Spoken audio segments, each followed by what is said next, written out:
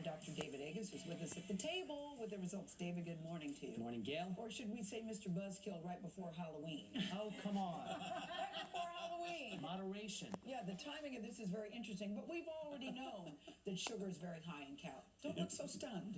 No, but it's, We've already known that sugar is very high in Exactly. calories. We've had so many people tell us that, haven't That's we? right. Yeah, but this what is a it? cool study. Okay. Because, well, cool is the wrong word, but these are kids with a disease. They had Right. metabolic syndrome. They were large. And they kept them on the same amount of calories. They actually replaced sugar with pizza and potato chips. And so for 9 days, same amount of calories, just took out the sugar and left them, instead of 25% sugar in their diet, down to 10%. And every number got better in 9 days. And they're eating pizza and You potato mean like chips. cholesterol and stuff like that. Cholesterol, blood pressure, the fats in the blood, all of that got better in 9 days. the fact that it changed so quickly, what does that tell us? Well, it tells us that, first of all, there's hope. And metabolic syndrome, diabetes, heart disease is a major problem in our country. And kids, when we give them this crazy amount of sugar for everything they eat, whether it be the sodas and the candy bars, it causes a problem. So Lustig and his group at the Benioff Children's Hospital did this study, and it really showed a point that it's not the calories, not every calorie is the same. Calories from straight sugar are a bigger problem, especially in children. So what specific kind of sugar? Are you talking about fruit juice? Are you just talking about candy, just soda? What do you mean when you Yes, say sugar? yes, and yes. Yeah, but what are the things that Yeah. we might not expect to have so much sugar?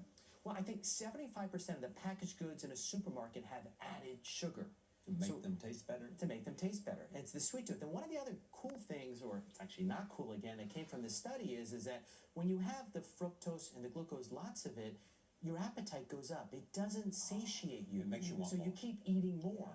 And so when they showed is that these kids, they actually didn't want them to lose weight. So they're eating the same amount of calories. They kept trying to push them to eat more, but when they didn't have all that sugar, they weren't hungry anymore. So should David, I we wanna never get eat your response. desserts? So we never eat dessert. It's moderation.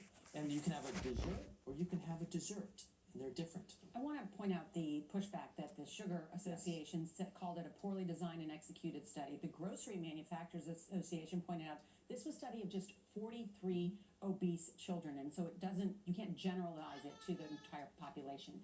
But isn't it true that there have been studies done on adults, and the same type of studies, and by reducing sugar, they also had dramatic results in terms of diabetes and these diseases? Yes, I mean, they're right. This is a small study. It didn't have a control group, all those things. But this ain't rocket science, right? We've known sugar We is bad. have known this. And this was a study that just changed the calorie form. And who would think giving potato chips and giving pizza actually allowed them to dramatically change the numbers? Not that that's the message we want to send, but substituting sugar for pizza and all that stuff. Yeah. Yes, and we want to send a message. Potato chips and pizza is the only thing you need to eat, and you could be healthy. I know. Thank you, No, Dr. David. real food, moderation. Yes, Moderation, there's that word.